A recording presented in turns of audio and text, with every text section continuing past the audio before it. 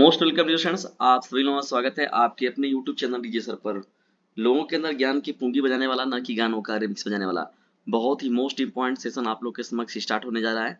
क्योंकि इसमें हम लोग बात करने वाले हैं समाज शास्त्र कक्षा 11 के मोस्ट इंपॉर्टेंट अर्धवार्षिक परीक्षा के पेपर के बारे में डिस्कस। और ये पेपर बहुत ही इंपॉर्टेंट है। इस पेपर को यदि आप तैयार कर लेते हैं तो इसमें निश्चित तौर पर आप लोग को वार्षिक में भी यहाँ से लाभ जरूर मिलेगा। तो चलिए करते हैं स्टार्ट इस पेपर को। कक्षा 11 के विद्यार्थियों के लिए समाज शास्त्र का ये बहुत ही मोस्ट इम्पॉर्टेंट आप लोगों का सेशन है। तो वीडियो को इसे कर दीजिए फटाक से शेयर, क्योंकि एग्जामिनेशन जान ही रहे हैं आप सभी लोग की है, आप सभी लोगों के नियर चल रहा है। दोस्तों देखिए, बहुविकल्पी प्रश्नों की श्रृंखला से आपका पहले स्टार्ट होता है। देखिए यहाँ पर पहला प्रश्न क्या है, सामाजिक संबंधों का जाल है। समाज जो होता है वो सामाजिक संबंधों का जाल होता है, यह किसका कथन है? तो देखिए दोस्तों, इसको मैकाइवर एवं पेज ने कहा था। किसने कहा था? मैकाइवर एवं पेज का ये कथन है। ठीक है।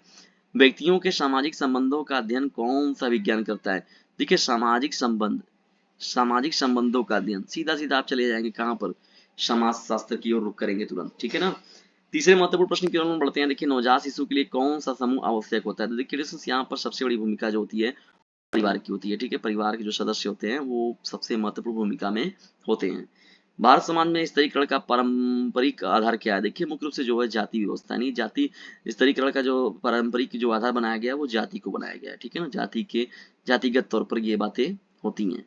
ये चौथा आपका प्रश्न हो जाएगा। इंपॉर्टेंट प्रश्नों की श्रृंखला में चलिए बढ़ते हैं हम लोग आगे। यहाँ पर देखिए, इंपॉर्टेंट प्रश्नों की श्रृंखला में जब बढ़ते हैं हम लोग यहाँ पर आप लोगों के समक्ष तीसरे महत्वपूर्ण प्रश्न की ओर। तो तीसरा भी प्रश्न जो है ये बहुत ही ज्यादा इंपॉर्टेंट हो जाता है, क्योंकि इसमें वो देखिए दिया गया है यहाँ पर कि भारतीय दृष्टिकोण से विवाह, पांचवा प्रश्न जो है दृष्टिकोण से विवाह कितने उद्देश्य बताए गए हैं? देखिए, मुख्य रूप से यहाँ पर जो होता है वो तीन मुख्य उद्देश्य के रूप में यहाँ पर बात होती है। धर्म, प्रजा और रति। देखिए, अगर यहाँ पर अगर पारंपरिक तौर पर देखा जाए तो मुख्य रूप से कितने तीन बताए गए उद्देश्य, धर्म, प्रजा और रति। ठीक है। ये जो है मुख्य रूप से तीन प्रमुख उद्देश्य बताए गए यहाँ पर चीजें, ये याद रखिएगा। यहाँ पर ये महत्वपूर्ण रहेगा। देखा जाए अगर मर्डाक नाम के एक जो समाजशास्त्री थे, उन्होंने कहा था कि यौन संतुष्टि, आर्थिक सहयोग, संतानों का समाजीकरण एवं लालन पालन। तो ये तीन तरीके से, और भारतीय दृष्टिकोण में भी जो है तीन तरीके से ये बांटा गया है। निम्न से नातेदारी की श्रेणियां क्या? देखिए, प्राथमिक, द्वितीयक और तृतीयक सभी प्रकार के। तो प्रयोग सभी जो होगा इस प्रश्न का राइट आंसर हो जाएगा। नेक्स्ट देखिए, सातवां प्रश्न क्या है, यह किसने कहा था कि सत्ता एक संस्थात्मक शक्ति है? सत्ता एक संस्थात्मक शक्ति है, यह कथन किसका है? तो कमेंट बॉक्स में जाइए, इस प्रश्न का उत्तर आप लोग दीजिए। बहुत ही इंपॉर्टेंट प्रश्न है ये डिस्टेंस, और कमेंट बॉक्स में जाकर इस प्रश्न का जरूर उत्तर दीजिएगा, कुछ काम देना आप लोग को जरूरी है। यह किसने कहा था कि अपराधी जन्मजात होते हैं? तो देखिए डिस्टेंस, ये लंबोसो का ये कथन है। ठीक है। इंपॉर्टेंट है ये कथन आप लोगों का। लंबोसो का ये कथन था कि अपराधी जो होते हैं वो जन्मजात होते हैं। समाज में क्या पाया जाता है? देखिए, सहयोग भी पाया जाता है, संघर्ष भी पाया जाता है। तो सहयोग एवं संघर्ष होगा इस प्रश्न का राइट आंसर हो जाएगा। ठीक है डिस्टेंस, ये इंपॉर्टेंट रहेगा। नगर तथा गांव के बीच के आवासीय क्षेत्र को क्या कहते हैं? तो डिस्टेंस देखिए, यहाँ पर मुख्य रूप से हम लोग कस्बा या उपनगर के रूप में कहते हैं, झुग्गी झुपड़ियों के रूप में, या तो कस्बा या उपनगर का नाम हम लोग इसे देते हैं। ठीक है ना। ये सीधा सीधा आप लोग का हो जाएगा। देखिए, आप लोगों का जब बहुविकल्पी प्रश्नों की श्रृंखला समाप्त होती है तो यहाँ से स्टार्ट होता है आपका लघु उत्तरीय प्रश्नों की श्रृंखला। समाज की दो विशेषताएं लिखिए। प्राथमिक समूह क्या होते हैं? सामाजिक नियंत्रण का क्या अर्थ है? भारत में परिवार के दो प्रकारों को लिखिए। धर्म किसे कहते हैं?